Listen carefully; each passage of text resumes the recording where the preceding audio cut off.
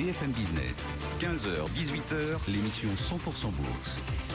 Intégrale Bourse, Guillaume Sommerer. Et on repasse en territoire négatif après la petite embellie d'hier. On repère 0,7% sur le CAC. Aujourd'hui, 4140 points. CAC qui reproduit à peu près la même performance que les autres marchés européens. On va en parler avec Romain Daubry. Bonjour. Bonjour Guillaume. Membre de la cellule Info d'Experts et spécialiste des dérivés chez Bourse Direct. Romain, c'est vrai, on a eu un petit rebond hier, mais déjà les marchés repartent à la baisse avec aujourd'hui de nouveaux sondages qui donnent le Brexit en tête. Oui, tout à fait. Le Brexit, toujours le sujet de stress actuel. En fait, il faut dire que le marché a pas mal de sources de stress et d'incertitude pour le moment, et c'est ce qui crée un peu cette nervosité. On a pas mal de marques de stress dans ce marché d'ailleurs. Oui, vous les observez sur toutes les différentes classes d'actifs que vous suivez. C'est vraiment le Brexit ou c'est aussi l'incertitude sur les stratégies des banques centrales? Enfin, c'est tout un cocktail en fait qui entraîne les marchés à la baisse en ce moment pour vous? Oui, exactement. C'est ça et surtout ça. On attend par exemple les résultats semestriels qu'on n'a pas encore. On manque de relais pour créer des stratégies d'investissement à long terme. Est-ce que les politiques mises en place, etc., portent leurs fruits? Et la bourse reste un métier d'investissement et pas que de spéculation comme ce qu'on observe beaucoup ces derniers temps. Et donc il faut pouvoir mesurer les résultats des entreprises. C'est pas encore le cas et c'est ce qui crée ces éléments de stress. Alors évidemment, il y a les élections en Espagne, les incertitudes sur les politiques monétaires, et c'est ce qui fait que effectivement la tension monte et on s'y prépare. Donc la volatilité qui atteint des plus hauts depuis un certain temps, des positions ouvertes sur les marchés dérivés qui sont très très importantes et qui sont en plus accentuées par l'effet d'échéance. Il ne faut pas oublier que demain il y a l'échéance sur les marchés dérivés, une échéance semestrielle, donc qui va avoir évidemment un effet important et qui peut amplifier aussi les mouvements de marché. Ouais, qui peut renforcer cette volatilité qui, vous le disiez déjà, sur une pente ascendante depuis plusieurs séances, volatilité qui devrait a priori durer au moins jusqu'au référendum dans une semaine. Probablement. Et puis on a des éléments comme effectivement vous le disiez, tous les actifs, l'argent et l'or qui montent. On a aussi le fait que le driver récent de ces derniers mois, le pétrole, qui a perdu près de 10% maintenant, donc ça donne aussi un coup d'arrêt à l'élan du marché. Et puis on observe des phénomènes assez marquants pour le stress, avec notamment le fait que tous les courtiers augmentent leur niveau de couverture en ce moment, et on reçoit même des messages de la Chambre de compensation des marchés dérivés en France, notamment LCH Clearnet, qui prévoit d'augmenter les couvertures à partir du 20. Donc vous voyez on se prépare vraiment pour quelque chose de très nerveux, probablement à juste titre. Pour ce qui concerne la nervosité. Ensuite, pour le scénario, reste à voir où on en est.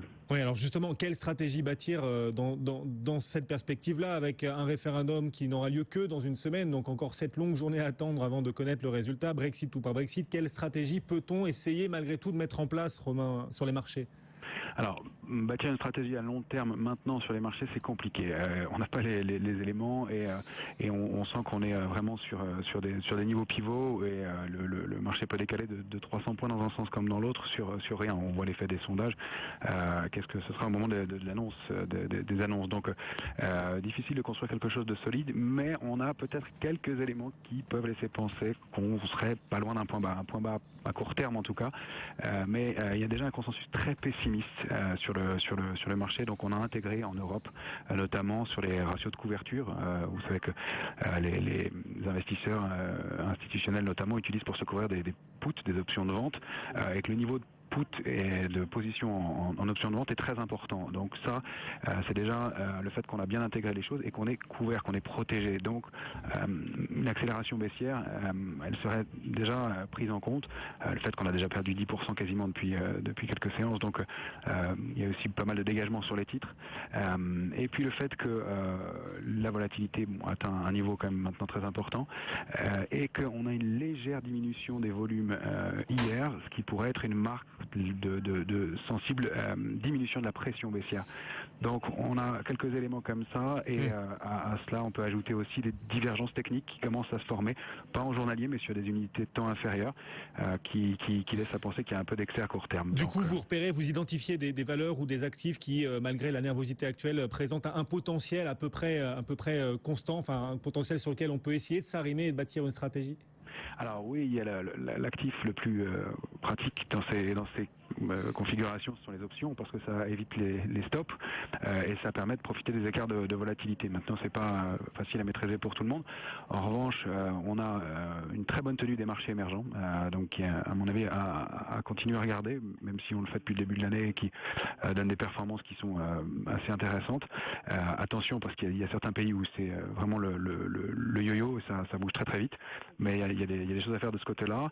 Et puis, après les échéances à venir, on pourrait assister à un rattrapage des valeurs liées au pétrole. Je pense notamment à Technip ou Maurel-Éperon, par exemple, qui pourraient être des valeurs à regarder. Ou alors sur d'autres actifs plutôt du côté des matières premières, par exemple du côté des métaux de base, du côté de l'aluminium par exemple, où il pourrait se passer quelque chose, ou plus par du stock picking avec des titres comme Eramet qui sont en train de former des figures de retournement qui pourraient donner des potentiels de hausse importants à moyen terme. Voilà quelques idées de valeurs et d'actifs gardant un certain potentiel à vos yeux. Romain Daubry depuis Bourse Direct. Merci Romain, bonne suite de séance alors que le CAC recule aujourd'hui de 0,8%, 4138 points à Paris.